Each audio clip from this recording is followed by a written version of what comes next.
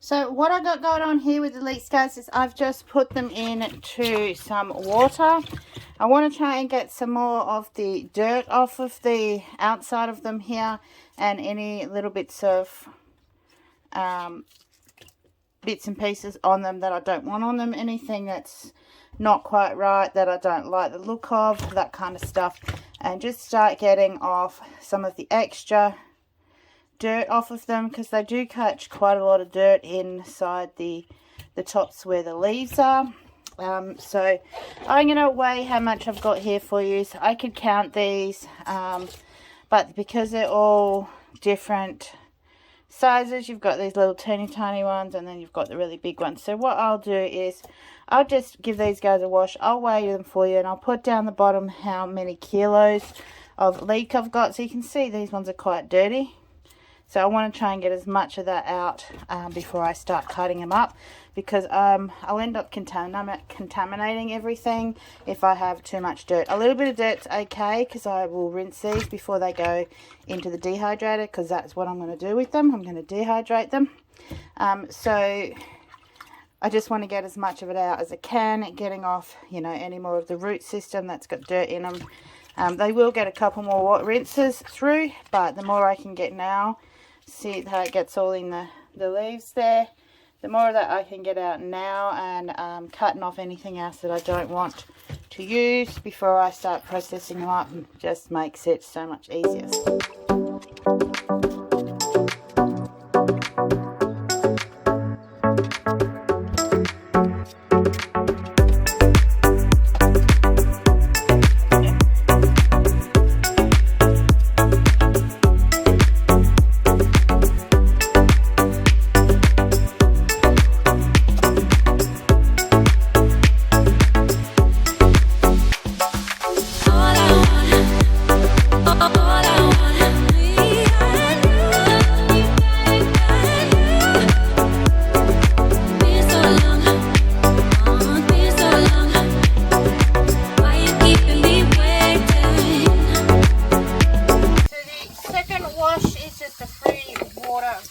Water wash to give anything else extra a rinse off.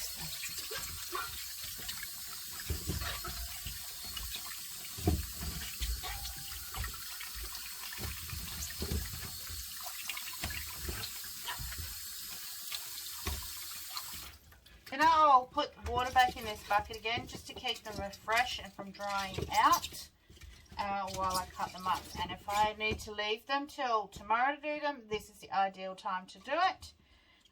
Just get the water on them and we can leave them overnight like that then. So leek is pretty easy to dehydrate. Just like onion is exactly the same process as onion, only they're a different shape. Because a leek can be a substitute for a onion.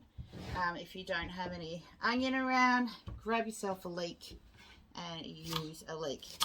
Now, a bigger knife is always ideal, but I still have some problems with my wrist, so for my safety, I'm using a little one. So these guys, you can do them in rings like this. The problem with doing it like this, though, is you do need to get them to come apart. One reason you need to get them to come apart is to get the dirt out from in between them, and two, so that they will actually dehydrate properly, because otherwise the middles might still be just a little bit damp and the outside's done, and you might not notice, and you might ruin your entire batch of leek. So when I do my leek, generally I will cut them down the middle and then do them in this way. This way, as I'm rinsing them again, because I will rinse them again because there is still dirt in amongst these layers, and I know that then all these bits will come apart because they've got nothing to hold them into their shape. Now, the size that you do does not really matter, because these will shrink considerably. If you have done anything shredded, you will know how much that shrinks. So be careful how small you make your leek. The smaller it is, obviously the smaller it's going to dehydrate. So having them that bit bigger is always a good idea. It's the same when you are dehydrating onion. Having them that little bit bigger doesn't hurt either. Because when they do rehydrate, they don't rehydrate to the size they were originally. They can be somewhat smaller than what they were when you started. So you don't need to cut them down into the smaller manageable sizes like I'm doing, but like I said, I am still have some issues with my wrist, so I need to do it the best way that suits my hand. I can only do this for so long, and then I have to stop and take a break, especially the fact that I don't have my brace on. It puts a lot more pressure on my hand. So you can cut them in the rings if you want and have circles, but do remember you need to make sure you pull them all apart, or you're going to have to just double check when they dehydrate that all the insides have dehydrated properly. So yeah, so this is once I've done this, then I'll be going in for a third rinse, which will be in a colander to have a really good rinse and make sure that all the dirt that is gotten caught up in between all the layers is well cleaned out as well. Now, dehydrated leek, how do we use it? We use it exactly the same as you would if you were using dehydrated onion. Like I already said, leek is a substitute for onion, so you can use it exactly the same way in soups, stews, casseroles, anything that you would normally use onion in.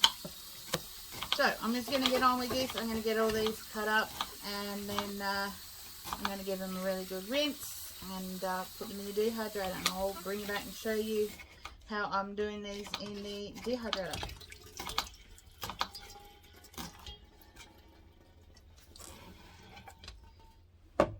So on my bottom rack, I am going to use one of these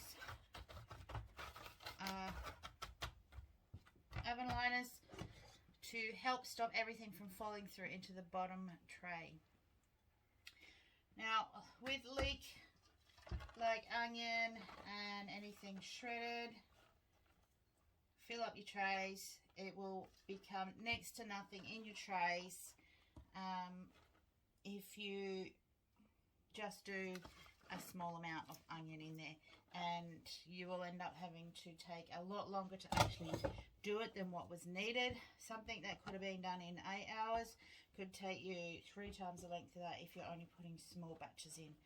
But when you're just doing this, keep an eye out for any of your chunky bits and break them up. Most of them should have broken up.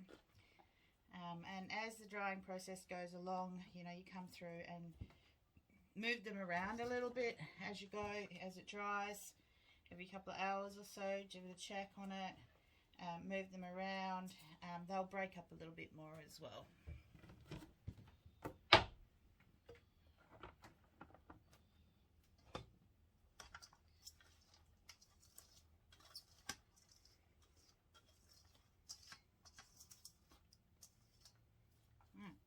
And we just keep filling it up and until the dehydrator's full. Now if you want to put some other different thing in here, something else, you can. It may, I've not actually tried it with leek, because leek when it's dehydrating will get like an onion smell, cooking onion smell, so it's always a good idea to do leek and onion outside if you can.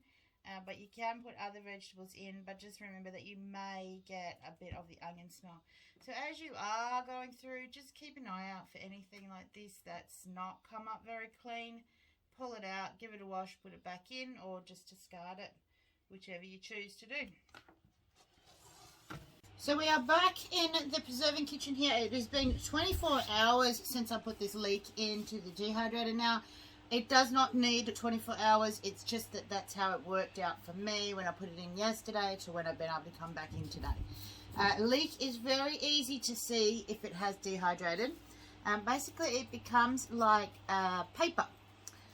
It has the like texture of paper. Hopefully you can hear that crunchy noise. It's very, very crunchy, like the sound of paper. It does not make that plonk noise that a lot of people tell you it needs to have when they say drop a piece of fruit or a piece of tomato or something like that. It's more like paper consistency, and it really is very light and very crunchy sound. You can let them run for longer than the recommended time that a lot of places tell you to do them. I don't know what they are because I just run my dehydrated until I know that they're definitely dry. If you're not sure if they have dried off, put them back in for a couple more hours. It's not going to hurt them at all. Just make sure, like with everything else that you do that's dehydrated, that you make sure you let it cool down and then test it. Especially fruits, they tend to be still a bit sticky. The sugars are soft. Excuse me. So all we have left to do now is to put it into said jar that we will be storing it into, whatever type of jar you're going to use.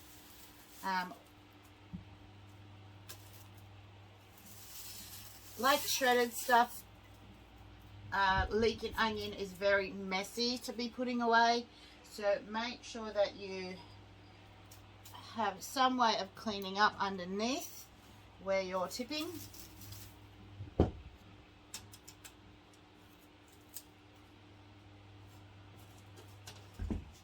So think such as a large bowl, a large clean dry bowl with your jar inside it.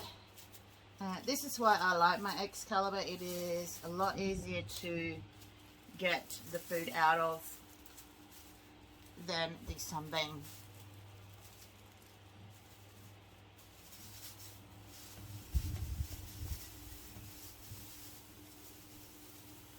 So you remember, see all this stuff that's dropping down there. I do have one of my sheets underneath here for the dehydrator. It is an extremely messy thing, leek and onion and anything shredded. Push them down in there, fill up that jar.